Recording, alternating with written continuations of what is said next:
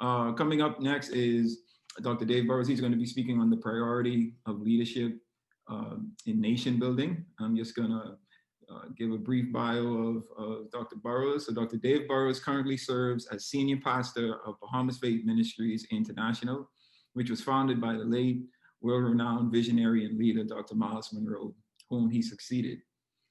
Dr. Burrows is a multifaceted, inspirational, and motivational speaker and life coach, businessman, consultant, mentor, and an accomplished author of 13 books. Dr. Burrows has also served as a business and technology consultant for many organizations. Dr. Burrows is one of the foremost authorities on youth development and youth ministry in the Bahamas. He has pioneered many successful programs for youth affecting gangs, youth from all backgrounds, youth leaders around the world, churches, pastors, and entire organizations and denominations. Dr. Burrows is president and founder of the Winner's Touch, a motivational and business entity, and founder and CEO of both Megabyte Computers and One Rib Publications. Dr. Burrows is a member of the board of directors of the International Third World Leaders Association, and just recently he has been appointed as the new chaplain for the Honorable House of Assembly in the Bahamas. So I want to welcome to our GLF stage, Dr. Dave Burrows, once again, who is going to speak to us on the topic, the priority of leadership in nation building. Dr. Burrows. Good morning, everybody. It's such a pleasure to be able to share today. I've been catching most of the sessions, and I tell you, it's really been phenomenal. I want to thank all of the presenters who presented previously, and I believe the information that was shared is invaluable to the success of all of our lives, our nations, our countries. So thanks to everybody from all over the globe who presented. My topic today is the priority of leadership in nation building. I want to begin with a question. How important is leadership in a nation? 1% of the world owns 99% of the wealth. In fact, 5 men in the United States have more personal wealth and assets than half of the world's poor population. 5 men. Every nation on earth is rich. There's no such thing as a poor nation. So when we think about nations, sometimes we are under the impression that there's a nation that is actually poor and doesn't have wealth. The truth of the matter is that every nation is rich because everything to sustain a nation is already in the nation. But even though every nation is rich, most people in those nations are poor. There is enough in terms of resources in every nation for every single citizen to have enough and actually have enough to be comfortable, to have a house, car, home, money in the bank, whatever it is. The resources are available. Yet, most people have very little. In fact, in many areas of the world, large populations subsist on less than $1 a day. So that tells us right away that leadership makes the difference. The problem in most countries that I just referred to is that the resources are available, but the persons who are charged with distributing the resources and making those resources available are not good leaders. And so leadership actually makes the difference between success and failure. That's how important leadership is. Leadership is very, very important. Now, let's look at why leadership is a priority. There are several reasons why leadership is a priority. Number one, the destiny of a nation is tied to its leader. What do I mean by that? When we look throughout history, we find that the leaders have in many instances determined the destiny and course of a nation.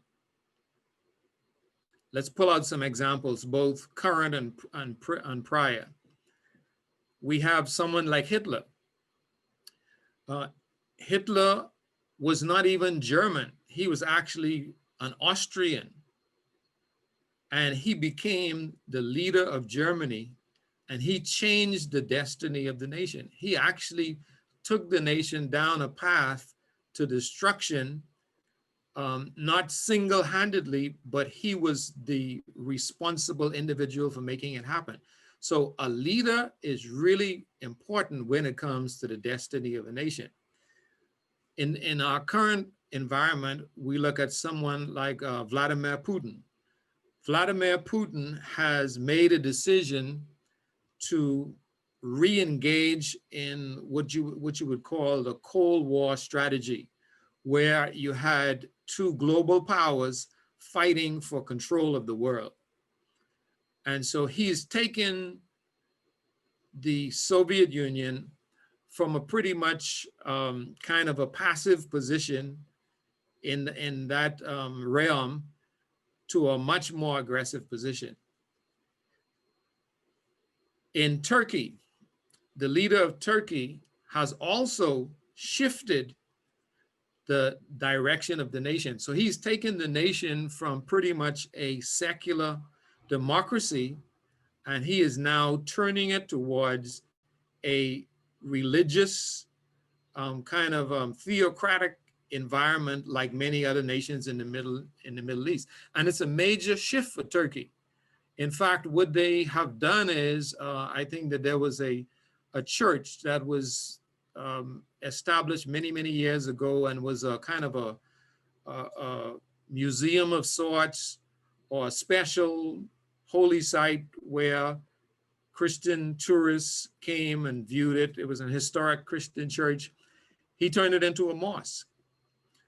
And then you have a prior example of someone like Mandela, when we talk about the destiny of a nation. South Africa was likely headed towards very, very severe turmoil and conflict if a leader like Mandela didn't take the helm. Mandela actually became very much of a diplomatic leader, where he understood the historical ramifications, he understood the injustices that happened, but he made a pragmatic decision that if we pursue what most people want us to pursue in terms of enacting revenge and justice, then actually the destiny of the nation would be impacted in a negative way. So he chose a pragmatic example. So this tells us that the destiny of a nation is tied to a leader. Whoever the leader is has a tremendous influence on the direction of the nation. And this is why good leadership is priority. The other thing about leaders and nation building is that a leader has the opportunity to focus in on the personal versus the collective. So many leaders, what they focus on is their personal position, their personal wealth, their personal comfort, as opposed to the collective upliftment of a people. And a leader actually has the ability to determine which direction the country is going to take. A good leader focuses on the collective. A bad leader focuses in on the personal. Leaders are also priority and important because decisions matter. Whenever a leader makes a decision or pushes for a decision to be made, it has global ramifications. If you look at the United States, if you look at the European Union, when leaders make decisions, they matter. They're not just decisions for a small group of people. The decisions actually impact the future of a country and in many ways, the future of the world. So decisions matter. What a leader decides matters. And leaders are in a position in most countries where they can push through a policy that appears to have local ramification, but indeed has global ramification. Let me give you an example. Sometimes we may look at policies that are happening in the United States and Europe and conclude that, okay, these are just affecting the United States and Europe. But whenever United States and Europe make a decision, it is almost unilaterally imposed on the rest of the world. The rest of the world is cajoled and blackmailed into conforming to whatever policy the European Union and the United States has made. Let me give you an example. When it comes to the definition of marriage, when it comes to economic policies, whatever those nations decide, they have a global ramification. In the Bahamas, we have a saying that whenever America sneezes, we catch a cold. So basically, whatever decisions are made in America are going to show up in the Bahamas. So decisions matter. And then leaders are important for incomes and outcomes. When it comes to what happens in a nation to people's incomes and their outcomes, the decision of leaders often determines what standard of living people live at, what their future looks like, whether or not they have health care. So leadership decisions affect incomes and outcomes. One of the interesting phenomena that is happening in the world today, and I have a take on it, is that really with the resources that are available in the world, there should be no such thing as homelessness. There should be no such thing as persons not having health care, because the resources are available. It's just a matter of distribution, and distribution is determined by decisions. We can make a decision tomorrow. I believe the entire world should collectively make a policy decision that no one will be out without housing, food, or health care. And I believe that it's something that is easily accomplished even in capitalistic environments. And I've actually put together a paper on it, but I'll present that at another time.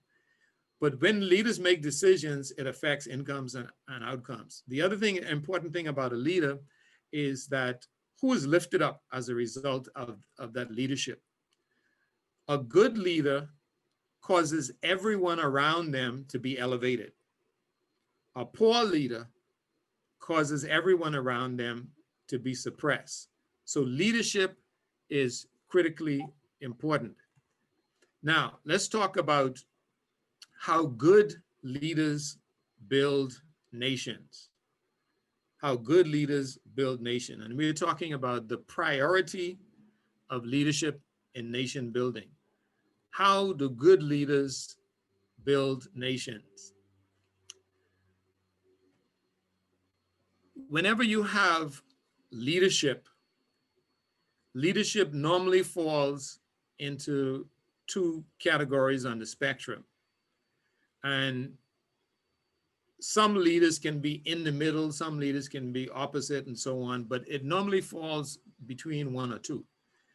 The Bible refers to it as the kingdom of darkness and the kingdom of light. So there's a malevolent kingdom and there's a benevolent kingdom. There are malevolent administrations and then there are benevolent administrations. And sometimes you have administrations that fall in between.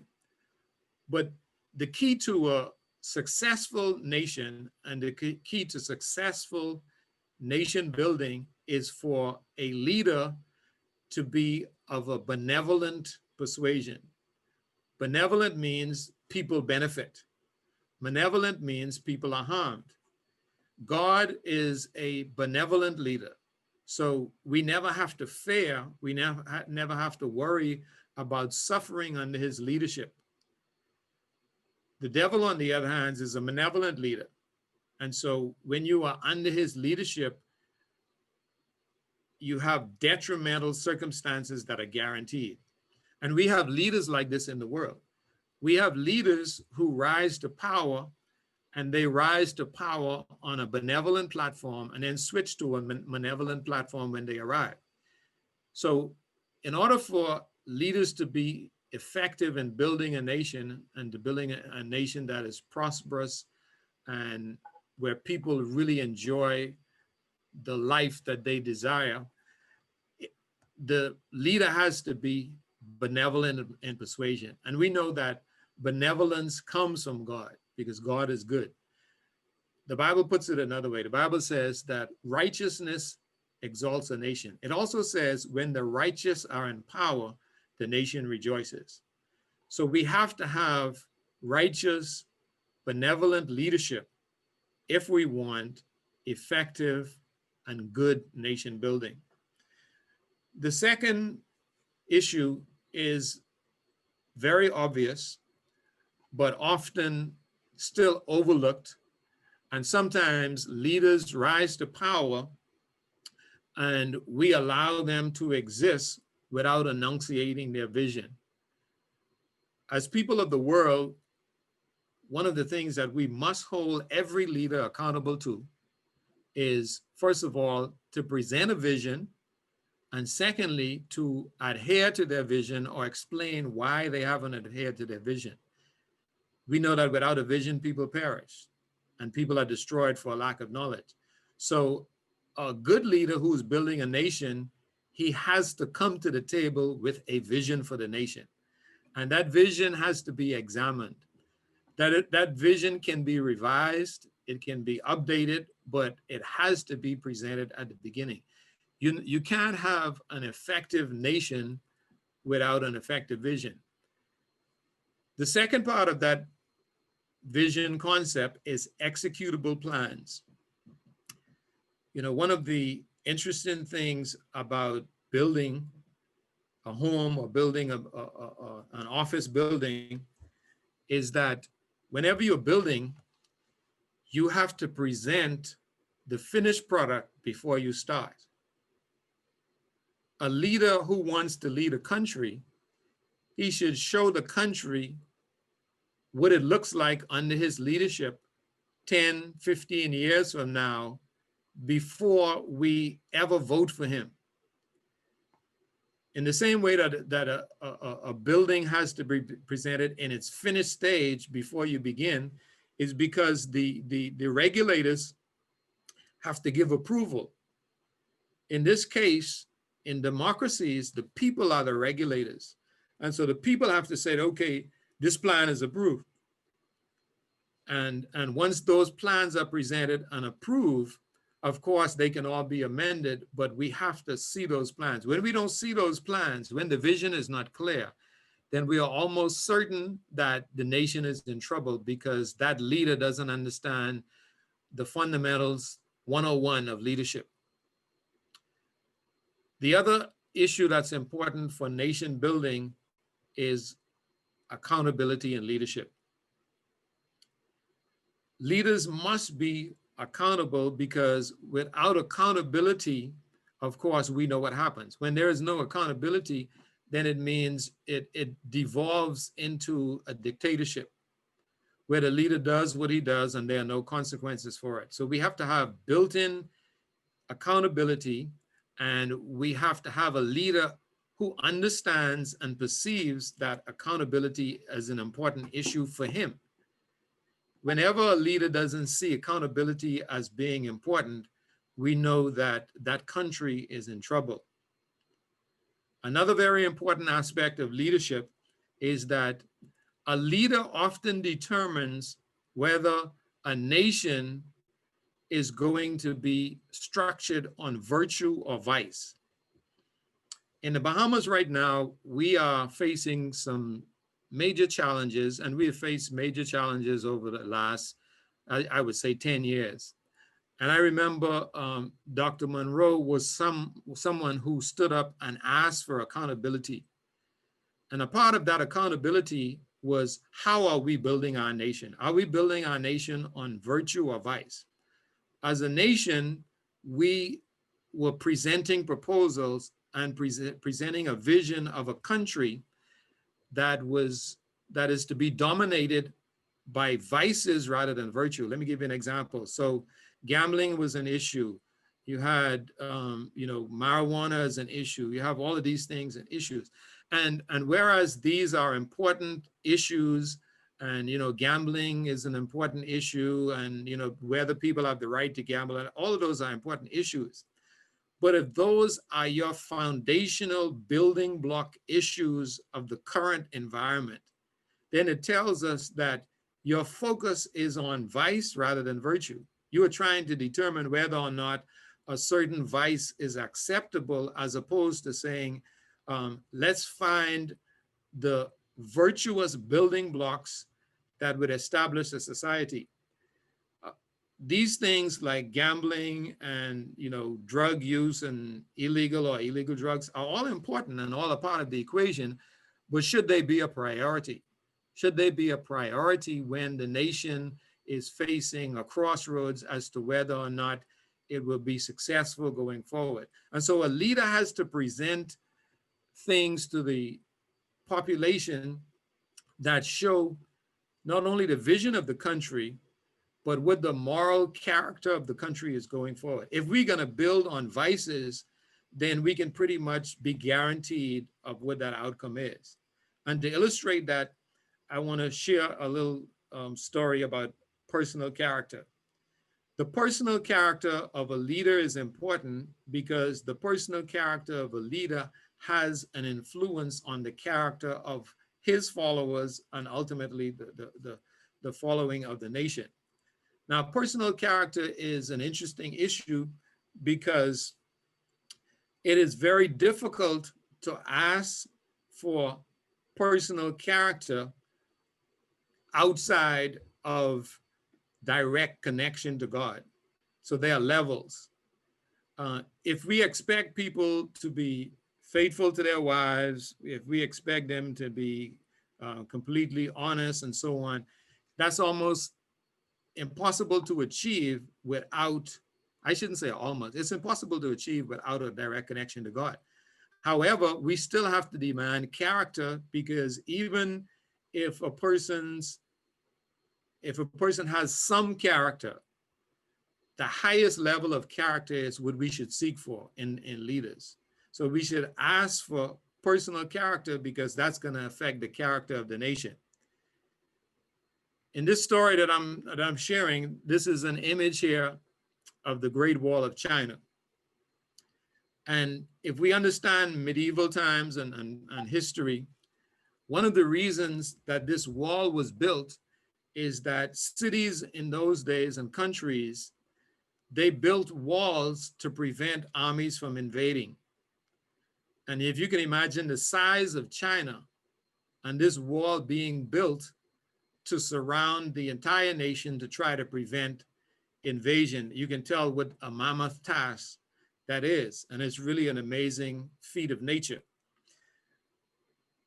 In spite of this massive wall being built to prevent armies from invading China, after the wall was built, within the first 3 years, China was invaded 3 times.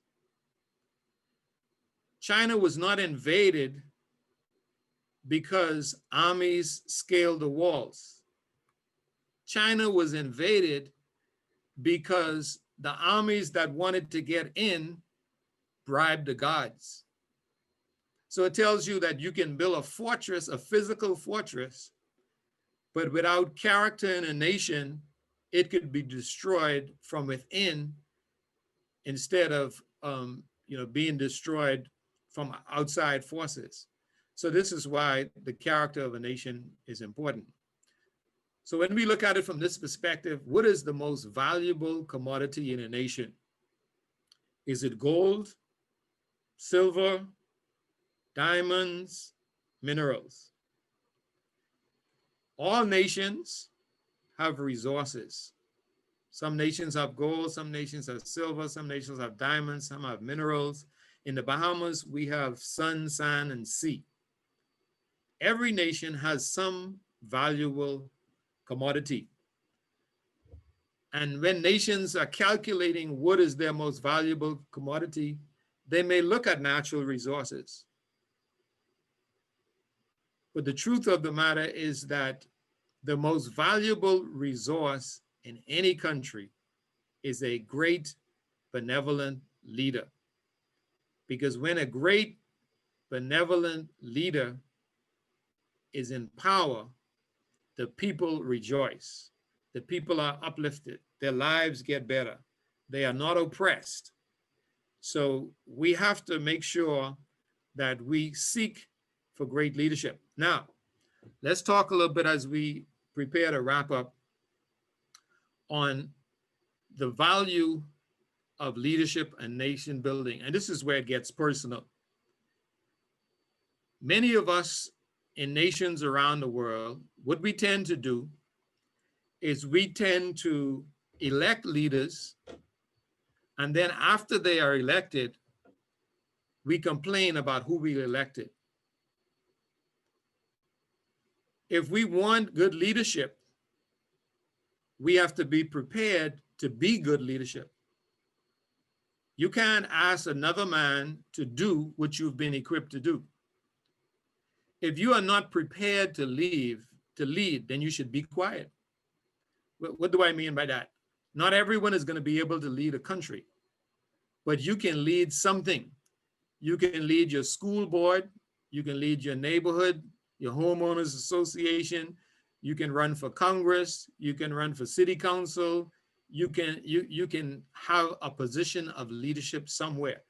So the fallacy that has persisted over the years is that good people sit on the sideline and we elect evil leaders and we expect good from evil leaders that we put in power. If you want good leadership, you have to be good leadership. And leadership happens on levels. The school board, the PTA, whatever it is. When the righteous are in power, the nation rejoices. So if the righteous do not seek positions of leadership and do not seek power, then we are assured that the nation will be in peril because the righteous people haven't stood up. And of course, we know there are branches of leadership. Not everyone is equipped or called to lead in the political realm. We do need political leaders. We need good people in politics, because if we only have bad people in politics, then we cannot expect good policy. And then there's the social side of it. We need social leadership. We need leadership in all aspects of society. And then there's the judicial. The judicial is now becoming more important than the political, because what happens is that even in politics, the people in representative democracies fight for a policy that they believe in and that they subscribe to, and then the judiciary comes along and overturns those decisions. If we look at this decision on same-sex marriage, it was not a decision made by the people. It was a decision made by the judiciary. The people had voted several times and saying, well, we don't think that this is the proper course of action. However, 9 people on the Supreme Court in the United States, they made a decision, and that decision reverberates around the world.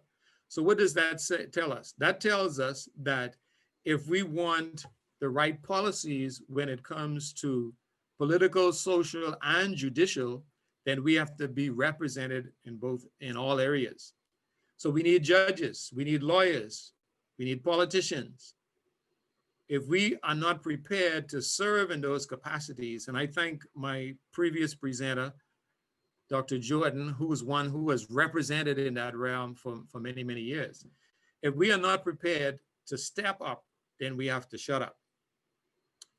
Remember the words that Jesus spoke many times. He said, go into all the world and preach the gospel. What is the world? Is the world a building with a steeple on it? Is the world just your family? The world is entertainment, it's technology, it's business, it's the legal system, it's the financial system. And so we all have to go into leadership in every sphere of life if we want our nations to go in the right direction. And it's really up to us. If we don't do it, it won't be done. If we simply sit on the sidelines and complain, then we will end up being the victims. Whenever you are not at the table, you become a victim of the negotiations. So you have to get to the table. And that is something that we have to demand, and not just, sit idly by while people tell us not to sit at the table. I've had an interesting experience in the country in recent times because I express my opinion on a number of issues.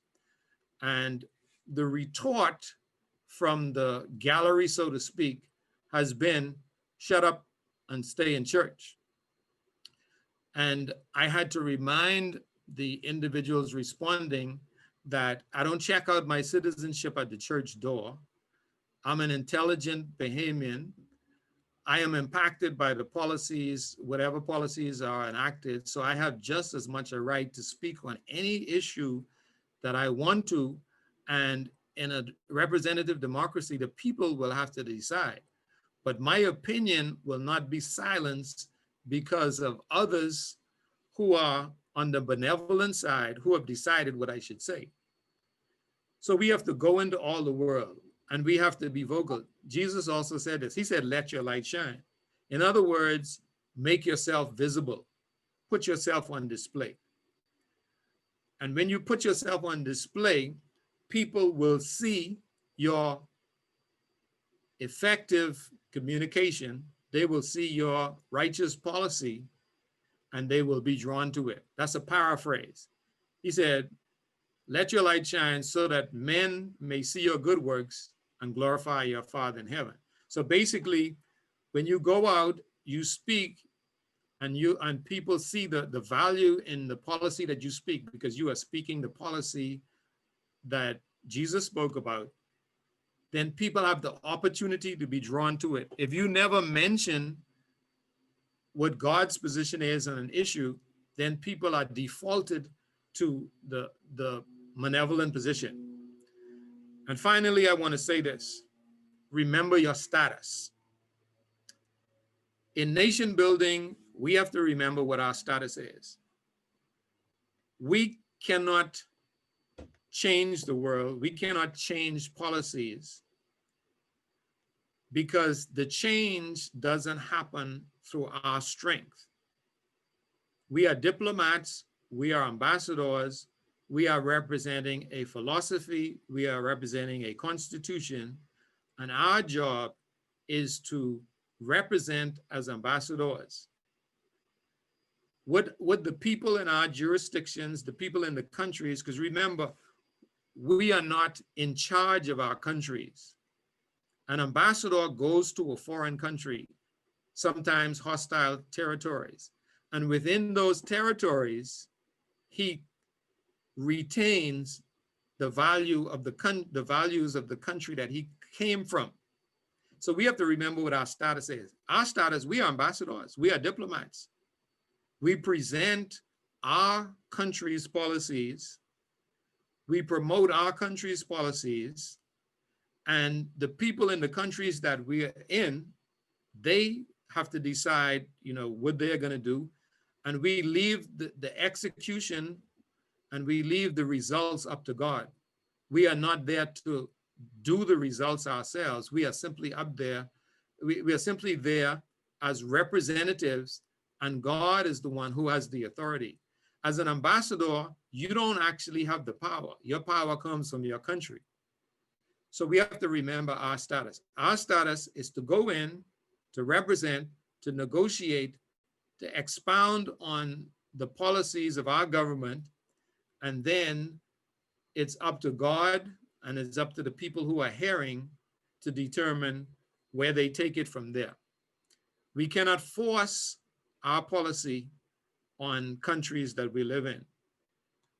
But by the same token, we would be derelict in our duties if we did not represent. Represent means represent. Re means do again, present means put on display. So we continually display the policies of our kingdom, and we continually enunciate the policies of our kingdom, and then the people around us, they have the opportunity to benefit from the policies that we are enunciating, and they can actually incorporate it into their environment. So with that said, I want to thank you for this opportunity once again. I believe my time is done. And I believe that as diplomats, ambassadors, and global leaders, we have this opportunity and this responsibility. And we will, I believe, from what I've seen from all of our presenters, we will continue to represent as we have been assigned. Thank you. God bless you. Thanks a lot, Pastor Dave. Appreciate it. Appreciate your input. I think, you do a lot of work. We all see it here in the Bahamas with the government and the things that you've done. So you're well experienced and well versed in nation building, or what it takes to build good leaders to lead nations. So I want to thank you for your input, your expertise, your advice, and everything that you shared during your presentation. I really appreciate it. Thank you. Thank you. All right.